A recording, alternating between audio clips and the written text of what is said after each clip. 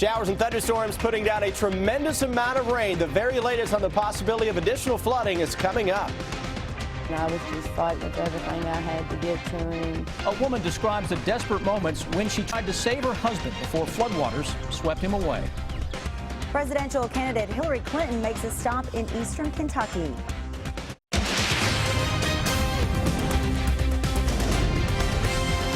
This is WKYT News at 5.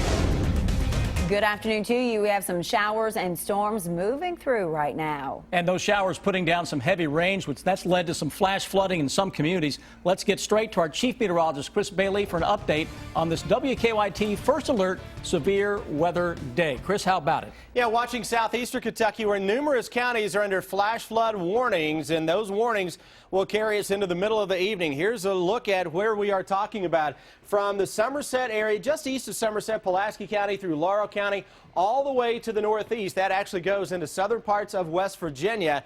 Those are counties that have been dealing with high water over the past couple of days, and you've got additional rounds of flash flooding ongoing right now, especially in the parts of Owsley County through Breathitt County and into Magoffin County. Here's your Defender radar network now, and where we're picking up on some of the heavier rains from Middlesboro back up into Barberville, the Williamsburg area. The counties that are under those flash flood warnings, parts of Laurel County through northern Clay County. There you see Boonville and toward the Jackson area. That's a steady surge of rain that is coming on through, and that will likely lead to some additional high water issues over the next couple of hours. Those warnings, by the way, go all the way through Salyersville, Paintsville, and toward the Prestonsburg area. Now, farther north from there, general light rain showing up Owingsville, Moorhead, Lexington area beginning to slowly dry out a little bit. Had heavy rain on the east side of town, west side of Lexington, not so much. But everything into motion, and you can definitely see how the storms are weakening compared to what we were seeing earlier. Future radar, Defender radar coming up over the next few hours, seeing that stuff into southeastern Kentucky by around 7, 8 o'clock or so, becoming much more scattered in nature as cooler air begins to work on into town. Still, though, may see another shower or thunderstorm middle of the night across southeastern Kentucky. That's the area we'll continue to focus on, guys, for the possibility of additional flash flooding. We are getting some pictures and video of the problems today's storms are causing in southeastern Kentucky. Wow. Video out of Breathitt County. Listen to that. Hail pounding a car. The hail and intense rain forcing the driver to pull over and wait for the storm to pass through. Very, very intense. In Owsley County, Highway 11 is closed near Boonville because of high water. The emergency management director tells us they have flash flooding across most of the county, but so far there have not been any reports of people trapped. The road department tells us the Highway 11 will likely be closed until at least 7 o'clock tonight. Now, floods have already claimed one life. Paul Switzer died after a flooded creek in Owen County swept him away last night. WKYT's Mark Barber talked to his wife, who says she tried to save him. Paul Switzer's wife says she watched as he was swept downstream. She says he was a mechanic and he was working to save a customer's car out in the yard when the water started rising. She says he started calling for help. He couldn't swim, so she threw him a life vest. But it was too late. The water just kept coming up and the truck started moving, and he was just a blink of an eye. She jumped in to save him, and she just couldn't hold him. He's scared of water. He was just fighting her back. That was the last time Helena Switzer saw her husband.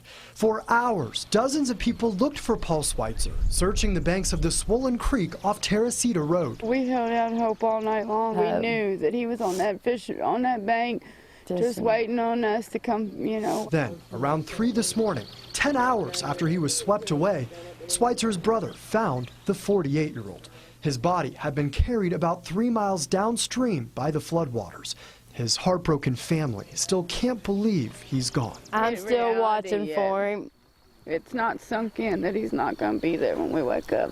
The family says they're working to create a donation page online because they don't have the money to pay for Switzer's funeral expenses, and they also have a lot of damage to their home and a lot of destroyed clothing as well. As soon as that donation page is online, we'll post a link to it on our website, WKYT.com. In Owen County, Mark Barber, WKYT. Switzer's family tells us the area is prone to flash flooding, but they have never seen anything quite this bad. As many people deal with flooding, others have been cleaning up from storm damage. Officer Don shot this video of Atlas Farms on Keene Road in Jessamine County yesterday. Strong winds ripped the roofs off of 2 barns. No one was injured when the storms moved through. We are tracking a breaking news alert in Lexington right now. Part of Man-O-War Boulevard near Nicholasville Road is closed because of a bad crash involving a fire truck. The fire department says an engine on an emergency run and a car collided. At least one firefighter is trapped in the wreckage, but we are told it involves minor injuries. No word on the condition of the driver of the other car. We do have a news crew on the way, and we'll get more information and give it to you just as soon as it comes to us.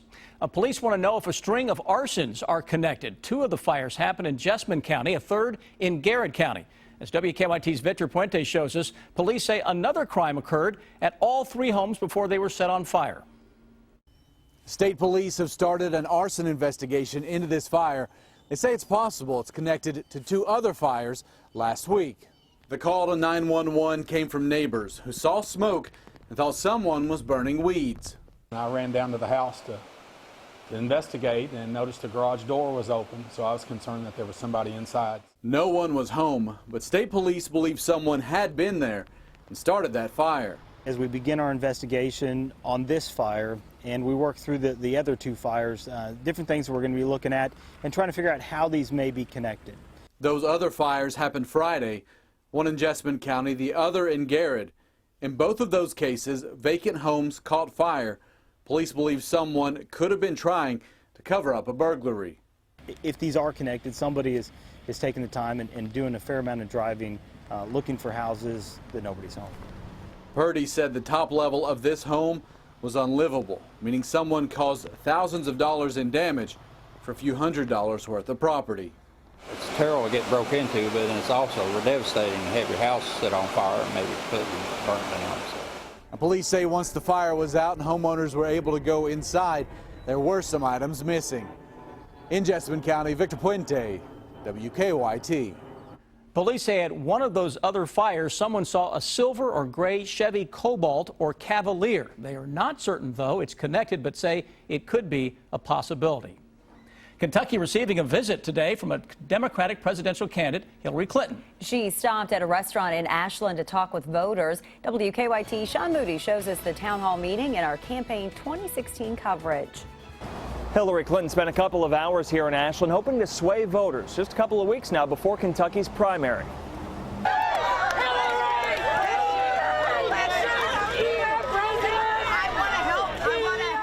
Clinton spent several minutes greeting supporters outside Alma's Italian before going inside. Liar, liar, pants are on fire. There were also people who were not happy to see her. Most people stayed outside while Clinton sat down with people from the area to hear their concerns, mostly about job losses in the coal and steel industries. Clinton said after the meeting that part of her platform is to help people across the region find new opportunities. We've got economic pressures in Appalachia that have to be addressed overall. And what I'm saying is I'm laying out a plan. I'm telling people what I want to do. I'm saying to voters, hold me accountable. I'm not just here today, gone tomorrow. That's not the kind of person I am. I can't promise that, you know, we can have a miracle, but I can sure promise we're going to work hard to do everything possible to create economic opportunity in one of the most strategically important, geographically well-placed parts of our country. Clinton was scheduled to be touring a health and wellness facility in West Virginia right about now. Coming up at 6 o'clock, she'll be meeting with retired mine workers. In Ashland, Sean Moody, WKYT. Former President Bill Clinton will make 3 stops in Kentucky tomorrow, including one here in Lexington, to campaign for his wife. Clinton's Democratic challenger Bernie Sanders is planning his own visits to Kentucky. He will hold a rally at Waterfront Park in Louisville tomorrow. He plans to be in Lexington on Wednesday for an event at Heritage Hall. With Kentuckians heading to the polls May 17th, WKYT political editor Bill Bryant says those votes will matter even more this year. You're always running the risk that it will be too late to count. This year, with it being still contested, it makes Kentucky very relevant. Bill tells us that Kentucky has traditionally been good to the Clintons. Bill Clinton was the last Democratic presidential nominee to carry the state, while Hillary Clinton had a major primary victory here in 2008. While Clinton campaigned in Kentucky, Sanders spent his day in Indiana trying to win over more voters before tomorrow's primary. And he was joined by Republican candidates Donald Trump and Ted Cruz, who both hope to win more delegates. Weijia Jiang continues our campaign 2016 coverage from Indianapolis. Ted Cruz crossed an Indiana street to confront supporters of Republican rival Donald Trump. And I'm running to be everyone's president, those who vote for me and even those who don't want you.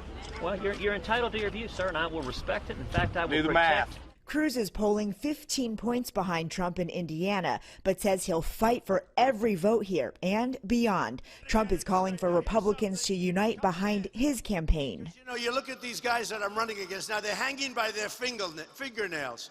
They're just like barely hanging on. Tuesday's primary will be the first test of an alliance between Cruz and John Kasich, who stopped campaigning here. But the plan to boost Cruz was met by some voter backlash. When you have this Cruz-Kasich pact, they felt like they were being told, oh no, don't vote for the person who you want to, vote against somebody else. University of Indianapolis professor Dr. Laura Albright says voters recognize they're playing a critical role in both races. Hoosier voters feel like they really do matter, even with the primary as late as May 3rd. Democrat Bernie Sanders, who has won 17 state contests, urged Indianans to get to the polls. Bring out a large voter turnout tomorrow. Indiana will be the 18th victory. Hillary Clinton is already eyeing the next contests, campaigning today in Kentucky and West Virginia. Weijia Jiang, CBS News, Indianapolis. The latest poll shows a tighter race for Democrats in Indiana, with Hillary Clinton having a 4-point edge over Bernie Sanders. A Georgetown police officer is injured while trying to stop a suspect. We have an update on how he's doing. It looks like something out of a science fiction movie, but it's helping a young girl walk again. We'll show you how it works in Better Living. Showers and thunderstorms targeting the southeastern corner of the state. I'm watching for way too much rainfall. An update on the flooding threat is just ahead. WKYT First Alert severe weather days of big-time thunderstorms blasting parts of southern and eastern Kentucky over the past several hours. Told you that severe thunderstorm watch would never see 10 o'clock this evening. That has now been canceled for southeastern Kentucky, so good news.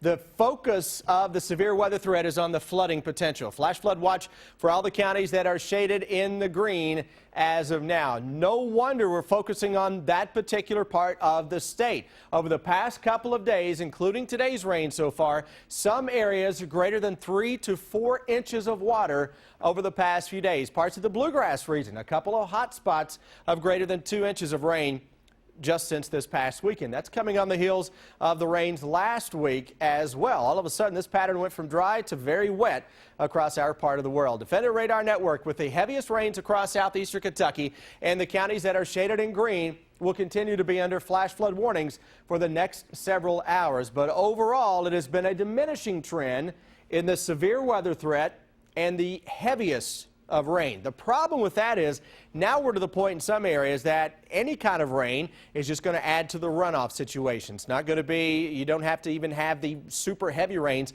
to ignite the flash flooding. You've already got it going on now, so any additional rain that is moderate to locally heavy, where you see the yellows, the oranges, and some reds, can cause some additional high water issues. Especially concerned with that corridor that is under that flash flood warning. Salyersville, Jackson, Boonville, watching those areas specifically over the next few hours. Farther to the north, light rain into Moorhead, Frenchburg, Mount Sterling, and Owingsville. Central Kentucky, just to the north and west of Lexington, we couldn't pick up a drop. Right on top of downtown Lexington and point southeast, it was really coming down. Live look right now at the Skycam in Lexington over top of Hamburg Pavilion. Look how green everything is with the heavy rains of the past several days. 62 degrees right now in Lexington. Winds are coming at us from the west-southwest at around 9 miles per hour. Heading into the day tomorrow, it's a cooler day overall as temperatures will hit the 60s with at least a chance for a shower or thunderstorm. Tomorrow's stuff is isolated. Tomorrow's a day where you get more dry hours than hours that even have the chance for a shower or thunderstorm. By the time we hit the middle of the week, though, things begin to go the other way. We're going to turn it chilly for early May standards, at least for a few days. 11 this evening, still some light rain southeastern Kentucky. Through the day tomorrow, we'll start out in the 50s. Anyone fair game for a pop-up shower or a thunderstorm tomorrow. 5 o'clock into the afternoon, temperatures into the 60s. Then as we go toward Wednesday, a fast-moving cold front is diving in from northwest to southeast. So briefly, on Wednesday, I think we spike it up late morning around noon into the 60s. Then by 5 o'clock, some showers and thunderstorms coming in that, by the way, may have a little small hail with them as that freezing level will be closer to the ground. By the time we go into Thursday morning, temperatures are into the 30s to jumpstart a very chilly day that may have a hard time getting temperatures out of the 50s on Thursday. Do better than that, Bailey. It's Oaks Day on Friday, 68 degrees, partly sunny. Saturday, Derby Day. All eyes on the Bluegrass State. Right now, 74 degrees and partly sunny skies. We can handle that part of the forecast. We can. Air conditioning is going to get a bit of a break for a few days, isn't it? Mother Nature's doing the job on that one for us. Okay, thanks, Chris.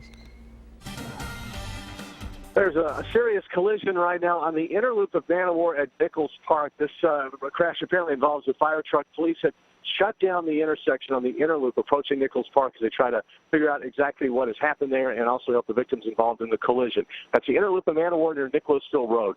Drive times impacted because of the wet roads today, and at least 3 crashes are working around the city. But to Scott County, to Georgetown on 75, no major issues. Now back to you in the studio.